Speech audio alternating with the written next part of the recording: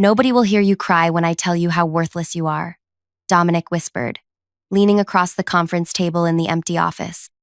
His voice carried that special kind of quiet that somehow feels louder than shouting. The digital clock on the wall read 7:03 a.m.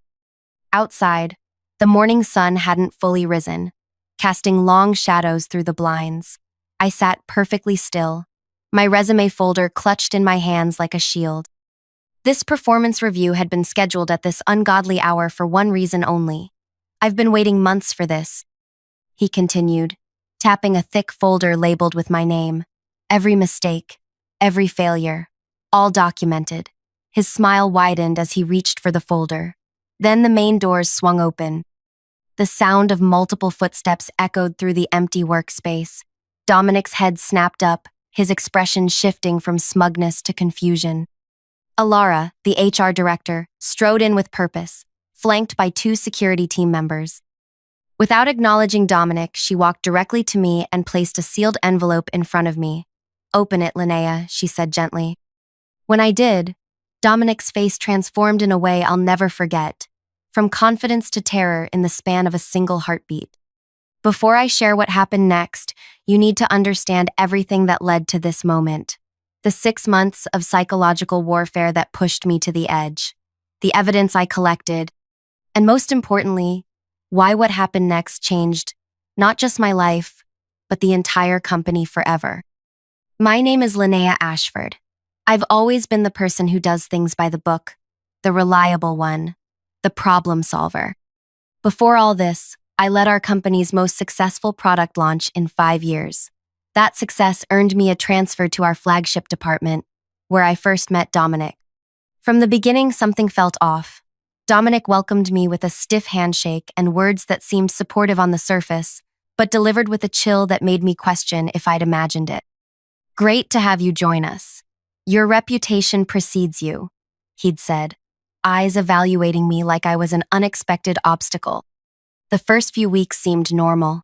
I learned the department's systems, met my teammates, Veda, Archer, and Pax, all of whom seemed oddly reserved around Dominic. They were friendly enough when he wasn't around, but the atmosphere shifted whenever he entered a room. Conversations died. People found sudden interest in their computer screens. It started small. Dominic questioned minor decisions in my reports, things too insignificant to push back on. "Are you sure about this projection?"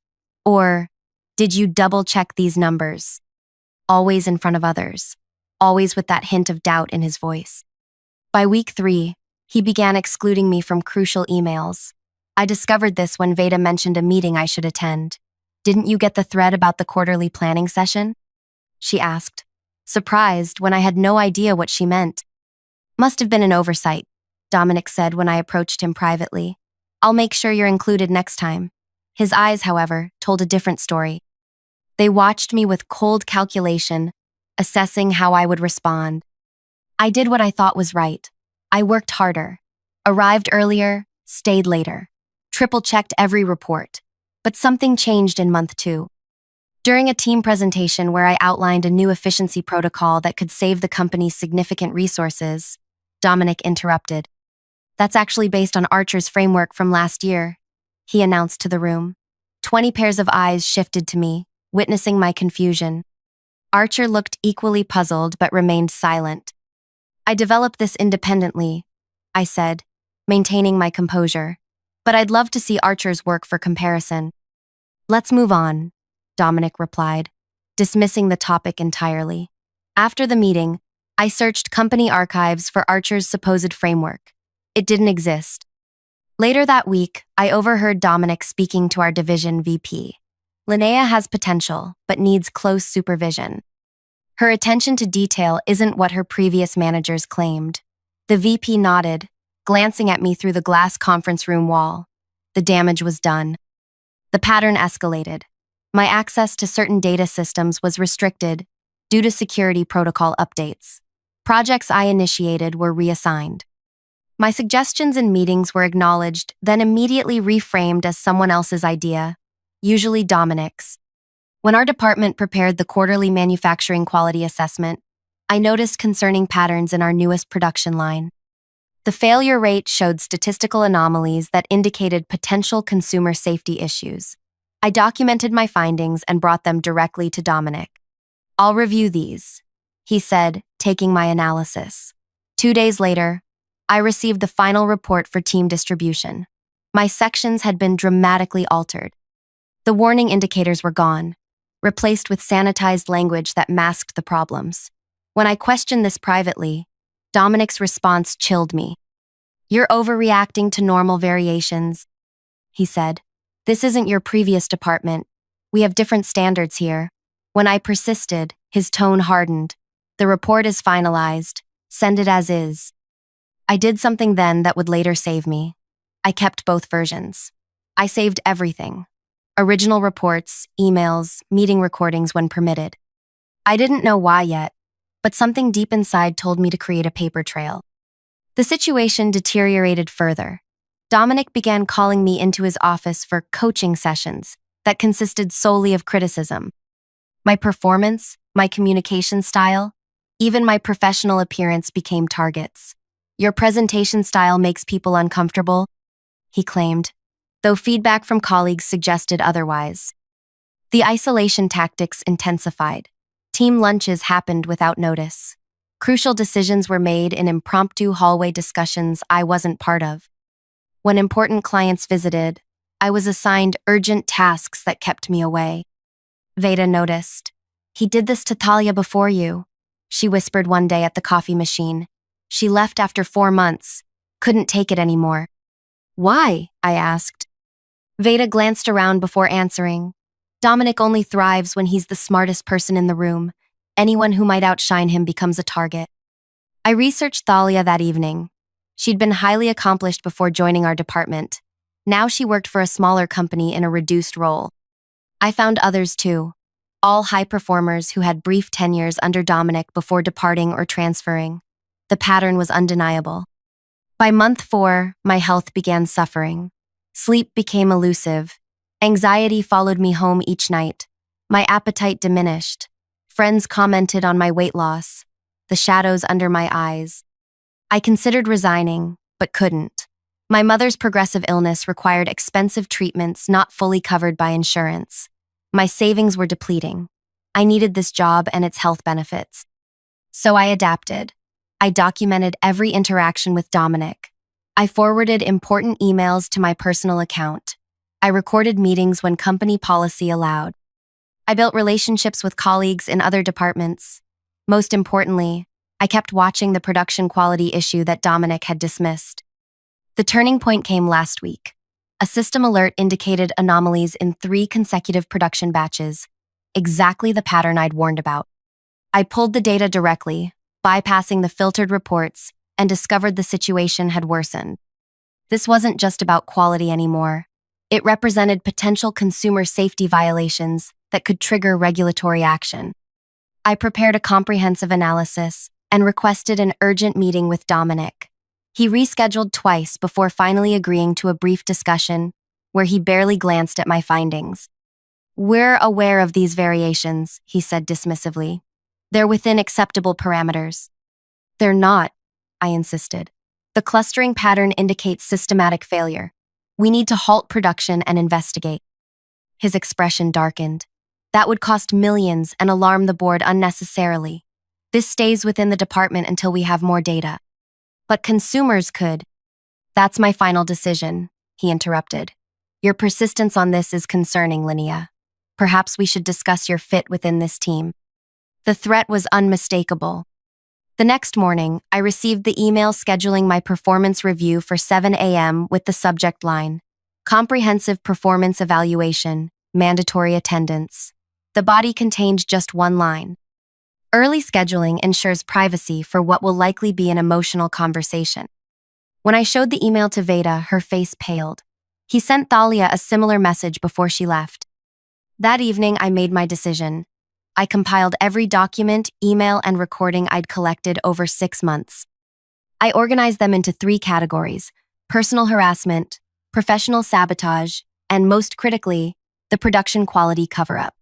After reviewing everything twice, I sent the entire package to 3 recipients: the company's legal counsel, the board's ethics committee, and Alara in HR.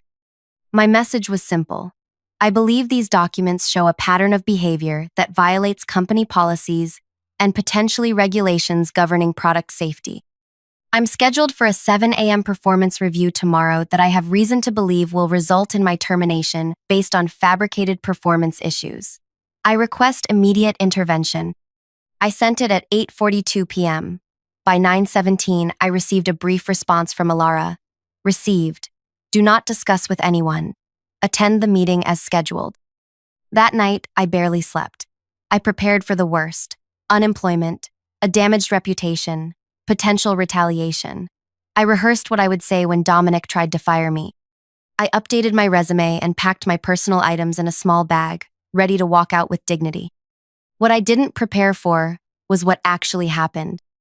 As I stood in that conference room at 7 a.m., watching Alara hand me that envelope while security positioned themselves near Dominic, I felt something unexpected, not triumph or relief, but a strange hollowness mixed with validation. The envelope contained a letter acknowledging receipt of my evidence, confirmation that an investigation had begun immediately upon my email's arrival, and most surprisingly, a temporary reassignment to work directly with the executive team on a special project. "What is the meaning of this?" Dominic demanded. Standing so abruptly, his chair rolled backward. Alara turned to him, her expression professional but unyielding. "Dominic, we need to continue this conversation in my office. Security will escort you." "This is ridiculous," he sputtered, looking from Alara to me. "Whatever she's told you is fabricated. Her work has been substandard since she arrived. I have documentation." "Yes," Alara interrupted. "We've reviewed your documentation. We've also reviewed the unaltered originals she provided. The discrepancies are concerning." The color drained from Dominic's face. "You can't possibly—" "We've also received the production quality reports," Alara continued. "Both versions. The board has ordered an immediate halt to production line 3 pending investigation." Understanding dawned in his eyes. His gaze snapped to me, no longer dismissive but filled with something new: fear. "Please proceed to my office," Alara said firmly. "Linnea, Wynn from the executive office will meet you upstairs in 15 minutes. Take some time if you need it." As security escorted Dominic out, he turned back once. "This isn't over," he said, quiet enough that only I could hear. But looking into his eyes, I knew differently. It was over. For him. If you've ever experienced workplace bullying or watched someone abuse their power, please like this video and subscribe to our channel. Your support helps share these stories that too often remain hidden in professional settings. Click the notification bell to follow more workplace justice stories, because knowing you're not alone can make all the difference when you're fighting an unfair battle. What happened next shocked even me. The investigation revealed patterns I hadn't fully understood, connections that explained Dominic's behavior, and consequences that would reshape the entire company. But most importantly, it taught me about power, both the kind that destroys and the kind that heals. After security escorted Dominic away, I sat alone in the conference room, hands trembling slightly as I reread the letter. The silence felt strange after months of constant anxiety. Part of me couldn't believe what had just happened, that someone had actually listened and taken action. Wynn, the executive director's assistant, arrived precisely 15 minutes later. She had a quiet confidence I immediately respected. "The board is meeting an emergency session," she explained. "They'd like you to present your findings directly." Walking through the executive floor felt surreal. 12 hours earlier, I'd been preparing for termination. Now I was being ushered into a room where company decisions affecting thousands of employees were made. 8 people sat around the table, including the CEO, Meredith. I recognized most from company announcements but had never met them personally. For 90 minutes, they asked detailed questions about my documentation. I explained the production line issues, showing the statistical patterns and potential consequences. "Why didn't you bring this to us sooner?" asked one board member. "I followed protocol," I replied, maintaining eye contact. "I reported to my supervisor first. When he dismissed the concerns, I gathered more evidence before escalating." Meredith nodded. "You did everything correctly. What concerns me is how many others might have been silenced before reaching this point. The investigation moved with unexpected speed. By afternoon, they'd interviewed Veda and Archer. By evening, they'd spoken with 6 former employees who had worked under Dominic. 2 days later, I learned the full extent of what they discovered. Alara invited me to her office, where Meredith joined us. "We've uncovered something systematic," Alara began. "Dominic maintained 2 sets of personnel files, the official ones in our system and private ones he kept encrypted on his personal drive." Meredith continued. "His private files contained altered performance metrics, manipulated peer feedback, and edited meeting recordings. He specifically targeted employees with high potential ratings from previous managers." "But why?" I asked. "What possible benefit?" "Department performance bonuses," Alara explained. "Our compensation structure rewards departments that improve year over year. If Dominic drove out high performers before they could contribute significantly, he could bring in replacements, set them up to underperform, then gradually improve their metrics. This created the appearance of successful leadership," Meredith added. "His department always showed improvement curves that impressed senior leadership, but the baseline was artificially lowered first." "That's disturbingly calculated," I said. "It gets worse," Alara replied. "The production quality issues you identified connect directly to his bonus structure. The quarterly quality metrics affected his performance evaluation. By hiding the problems, he maintained his perfect record." I felt sick. "So he risked consumer safety for a bonus?" "Approximately $87,000 annually," Meredith confirmed. "We've identified 16 employees over 4 years who experienced similar treatment. 4 filed complaints that were mysteriously resolved with minimal investigation."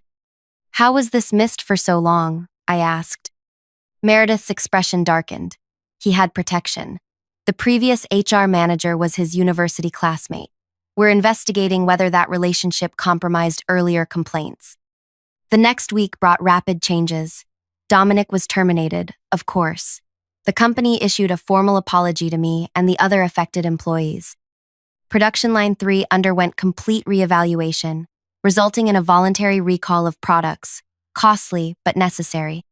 Most surprisingly, I was asked to lead a new internal quality assurance team reporting directly to the board, bypassing the traditional management structure.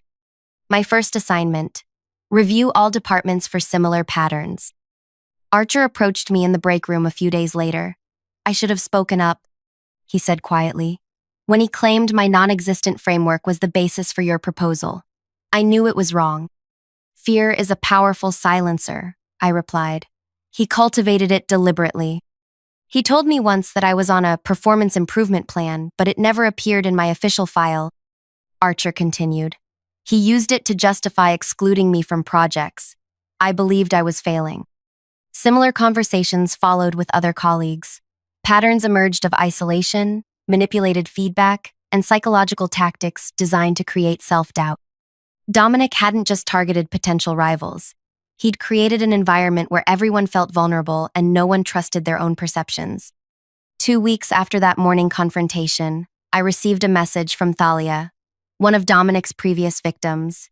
She wanted to meet for coffee. We sat at a quiet cafe near the office.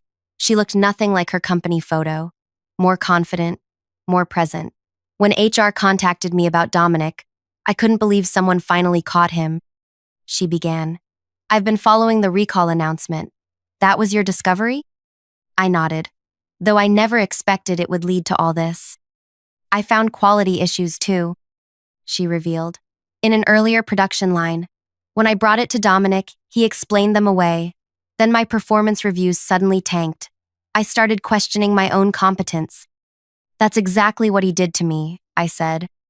"I heard you kept records," she said. "Smart, I wish I had." "It wasn't strategy initially," I admitted. "Just instinct." Thalia smiled. "Well, your instincts changed everything. The company called me yesterday with a formal apology and an offer to return with back compensation for lost bonuses. 4 others received similar calls. I felt a ripple of satisfaction. "Are you considering it?" "Actually, yes. The new management structure sounds promising." She hesitated. There's something else you should know. After I left, I reported my concerns about the production quality to the Consumer Protection Agency. My eyes widened. You did? Anonymous tip. They opened a preliminary investigation but closed it when they couldn't access internal documents. With the voluntary recall, they've reopened the case. The implications hit me. Dominic could face regulatory penalties, not just termination. Exactly. Regulatory violations follow you forever in this industry. Thalia's expression held no sympathy. Some actions deserve permanent consequences.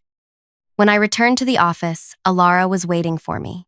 We've received notice of a regulatory investigation, she said.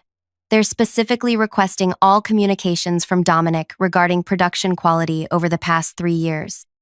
What does that mean for the company? I asked. We're cooperating fully. The voluntary recall helps our position. The focus seems to be on individual accountability rather than corporate penalties. She studied my expression.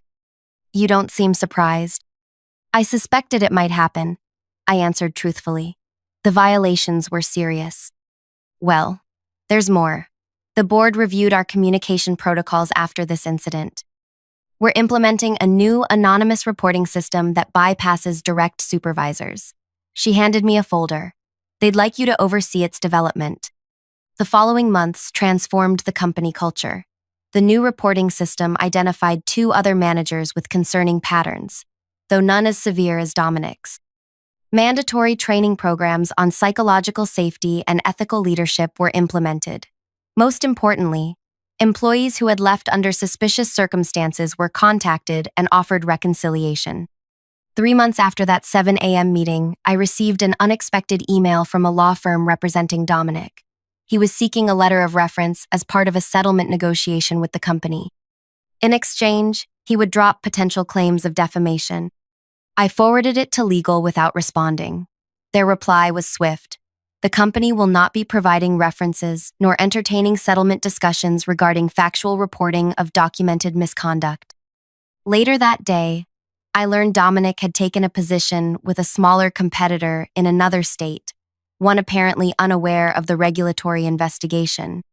2 weeks after that, the regulatory findings became public record. The competitor terminated him immediately. The most meaningful moment came 6 months after that fateful morning. Meredith called me into her office and slid a folder across her desk. The board approved a new executive position focusing on workplace integrity and quality assurance. We'd like you to consider it. The role represented everything I'd fought for: accountability, transparency, and systematic protection against abuse of power. It also came with resources to implement real change. Why me? I asked. There must be people with more experience. Experience isn't what we need, Meredith replied. We need someone who recognized a systemic problem, documented it methodically, and had the courage to report it despite personal risk. Someone who demonstrated integrity when it was hardest to do so. I accepted the position the next day.